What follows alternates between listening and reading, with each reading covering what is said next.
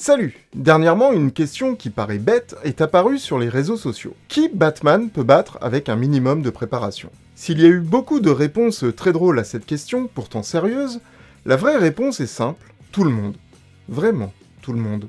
Vous allez dire que j'exagère, alors que pas du tout. Ok, Batman a besoin de connaître son ennemi, mais même sans l'avoir déjà combattu, avec les renseignements qu'il récupère sur tout le monde, oui, même sur toi, il est capable de vaincre n'importe quel ennemi. Bon, d'accord, parfois il se prend de grosses claques de forain, il suffit de voir comment Bane lui a mis la misère, mais prenons ça pour de la préparation qui aurait mal tourné. Et non, je ne suis pas de mauvaise foi. Donc Batman peut mettre une fessée à n'importe qui, du plus petit vilain insignifiant comme l'homme aux 10 yeux, jusqu'à des êtres surpuissants comme Superman ou Darkseid. Difficile de faire plus fort. Donc même si cette question peut amener de nombreuses réponses, débat plus ou moins bon enfant, elle nous conduit à une autre question, peut-être plus importante. Comment Batman est devenu ce guerrier si redoutable? Il y a de très bons récits qui traitent des débuts de Batman en tant que super-héros, et d'ailleurs on peut citer le cultissime Batman Year One de Frank Miller et David Mazzucchelli, le génial Batman Zero Year de Scott Snyder et Greg Capullo, regorgeant de clins d'œil à Year One, l'excellent Batman Imposteur de Mattson Tomlin et Andrea Sarantino, ou bien le très bon Batman Terre One de Geoff Jones et Gary Frank. Et même si parmi tous ces récits il est souvent fait allusion par quelques cases ou quelques pages d'une jeunesse faite de chagrin, de colère, d'entraînement et d'exil, ce n'est que quelques pages et souvent on se dit qu'on aimerait bien en savoir plus. Comment Bruce Wayne, jeune orphelin milliardaire, est devenu Batman, le chevalier noir de Gotham? Eh bien, donner une réponse, c'est ce que nous promet Batman the Night de Chad Zdarsky et Carmine Di Giandomenico. Alors, est-ce que ce récit tient ses promesses et que raconte-t-il vraiment? Bref, vaut-il le coup?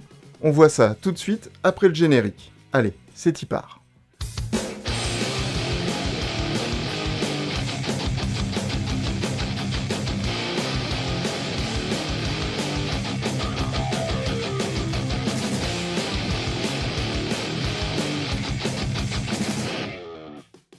Alors je vous rassure tout de suite, le récit est peuplé de noms et de visages connus par les lecteurs de DC Comics, mais vous pouvez tout à fait le lire sans connaître un seul élément de l'histoire de Batman.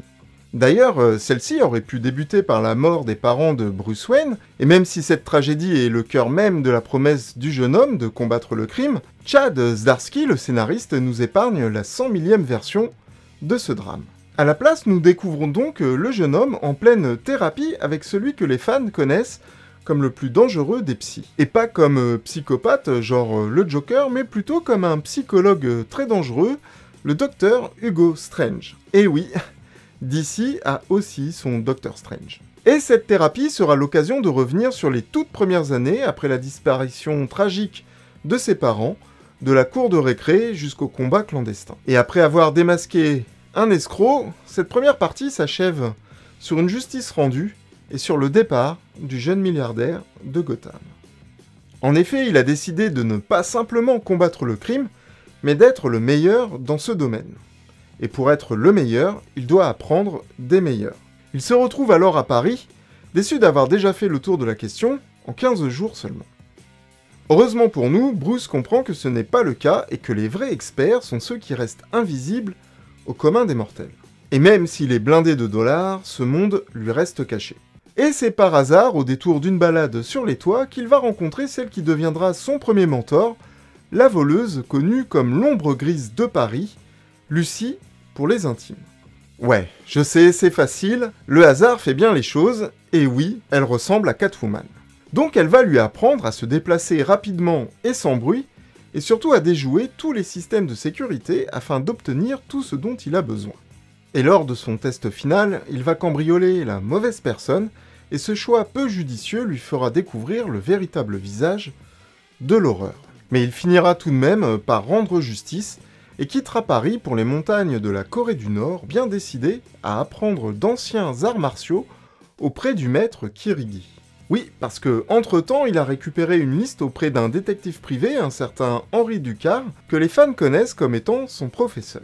Et qui, accessoirement, a retrouvé la piste du jeune homme pour le compte d'Alfred, le majordome des Wayne. Et donc, c'est dans ces montagnes que, en un an, il fait de son corps une véritable arme. Il rencontre d'autres disciples et se lie d'amitié avec Anton, un autre brillant jeune homme, lui aussi assoiffé de justice. Après avoir compris que son maître délivrait aussi ses enseignements à des assassins, il quitte les montagnes mais se retrouve attaqué par ces mêmes tueurs. C'est ce qu'on appelle des travaux pratiques. Il ne doit sa survie qu'à l'arrivée de son ami et à eux deux donne un aperçu de leur talent en éclatant leurs assaillants. Anton devient alors son compagnon de route dans sa quête de connaissances. Après avoir appris l'art du déguisement et de l'espionnage en Russie grâce à la redoutable ex-agent secrète Avery Oblonsky, Bruce et son nouveau meilleur ami apprennent le maniement des armes avec Luka Django, un genre d'assassin que se partagent de nombreux États. Mais voilà, Anton finira par tuer leur mentor, et Bruce Wayne ouvrira les yeux sur celui qui pensait être son plus proche ami. Car même s'ils partagent leur envie de justice, leur vision pour y arriver est diamétralement opposée. L'un veut éviter de tuer, et l'autre pense que ça ne doit pas l'arrêter. C'est ainsi que le jeune Wayne se retrouve seul, à parcourir le globe et atterrit à New York pour apprendre l'art de l'illusion auprès d'un ami de ses parents, le plus grand magicien que le monde ait connu, le célèbre Giovanni Zattara. Alors qu'il pense que la magie n'est qu'illusion, un concours de circonstances, et accessoirement des meurtres, lui font découvrir la véritable magie et surtout l'existence des démons et des dimensions mystiques. Avec l'aide de la fille de Zattara, la belle et puissante Zatanna, il combattra même un esprit démoniaque qui se nourrit de désespoir et de cœurs brisés. Arrive alors la dernière partie du récit. On y apprend que le jeune homme a échappé plusieurs fois à la mort, et qu'à chaque endroit dans le monde où il se trouvait, à chaque mentor rencontré, il y avait sur son chemin Anton. Et apparemment, son ancien meilleur ami ne lui veut pas que du bien. Mais pour l'affronter et s'en sortir vainqueur, il lui faut encore progresser. Car oui, Bruce n'est toujours pas le guerrier accompli, le justicier qu'il souhaite devenir. Plusieurs choses l'en empêchent et il pense que ce qui le freine le plus, ce sont ses émotions. C'est alors qu'il part suivre les enseignements du docteur Daniel Captillo afin de renforcer son esprit pour le rendre froid et terrifiant, et il le dit lui-même, pour devenir une créature de la nuit. Mais voilà, son entraînement est interrompu par l'arrivée soudaine de son ancien ami et désormais ennemi, Anton. Celui-ci est blessé, mais il peut quand même avertir Bruce d'un grand danger. Et ça, c'est super gentil. Dehors l'attend celui qui se fait appeler The Steel, Harris Zuma, bras droit d'un homme puissant qui pourrait sauver le monde. Après un dur combat dont sort vainqueur Bruce, Zuma lui propose, ainsi qu'à son ancien pote Anton, de terminer leur formation auprès de son chef, Ra's al Ghul. Seulement celui-ci se cache et il est difficile de le trouver. Oui, en même temps, le gars il va pas se créer un compte Insta ou TikTok, hein. Comme rien n'est impossible aux deux futurs justiciers, ou tueurs, on ne sait pas trop encore, il remonte la piste de l'étrange Ra's al Ghul et découvre un homme qui a l'ambition de créer un monde nouveau, plus écologique, sans famine, sans avarice et sans crime. À ses côtés, il y a sa fille, la belle et énigmatique Talia, pas du tout ravie de voir deux hommes lui ravir sa place d'héritière. Ça, on va dire que c'est la partie visible de l'iceberg. Car même si Ra's al Ghul veut vraiment changer le monde, sa façon de le faire est plutôt meurtrière. Mais ça, les deux jeunes hommes ne le savent pas encore. Bruce et Anton vont donc subir une dernière formation avec des tests très spéciaux à base de tu échoues, tu meurs. C'est quand même un peu beaucoup radical. Au fur et à mesure, et grâce à ses précédents entraînements, Bruce, qui se doute de quelque chose, va mener discrètement son enquête. Et après avoir réussi le test final qui consistait à battre Anton, Bruce, qui a découvert le véritable but de Ra's al Ghul, décide d'y mettre fin. Il terminera vraiment sa formation en se battant contre son dernier mentor, rejetant à la fois l'offre de Ra's al Ghul de dominer le monde et l'amour de Talia. Le tout de manière très explosive. Sauvé in extremis par Anton, son ancien meilleur ami, son meilleur pote, son nouveau super ennemi, rayé la mention inutile, Bruce finira par retourner à Gotham retrouver Alfred, qui comme ses parents n'a jamais quitté ses pensées ni son cœur, et décide qu'il est temps pour lui de devenir ce pourquoi il s'est entraîné, un justicier.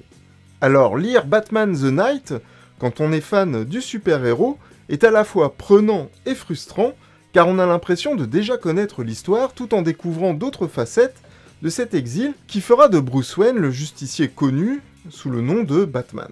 Nous découvrons ou redécouvrons des alliés et des ennemis, mais ne vous y trompez pas, Chip Zdarsky ne tombe pas dans la facilité. Et même si certains passages plus ou moins connus de la vie du plus célèbre des jeunes milliardaires orphelins sont balayés en quelques cases, d'autres, au contraire, donnent des chapitres captivants dans lesquels on se plonge avec bonheur. Les dessins de Di Giandomenico sont vraiment excellents. Les ombres, les lumières, les décors sont magnifiques, et parfois certains détails nous interpellent car ceux-ci semblent faire référence directement à ce que l'on connaît de Batman, renforçant l'idée que toute cette histoire n'a qu'un seul but, faire de Bruce Wayne, Batman, le Chevalier Noir. Et même si je connais cette histoire, j'ai vraiment pris plaisir à lire ce comics, à découvrir comment le jeune Bruce a renforcé son esprit et son corps. Le découpage peut sembler classique, mais il reste très dynamique afin de mettre en valeur ce récit d'un exil courageux et nécessaire. Exil que le scénariste a découpé en 10 chapitres, correspondant tous à une formation, mais surtout à une leçon dans cette quête de la perfection. Nous voyons évoluer le petit garçon rongé par la tristesse et la colère, jusqu'au combattant aguerri prêt à sauver le monde en acceptant sa part d'ombre. Et si Batman the Knight est bien un récit initiatique dont certains passages sont connus des fans, il est avant tout une magnifique porte d'entrée dans l'univers du plus célèbre des justiciers, le Chevalier Noir de Gotham, The Batman.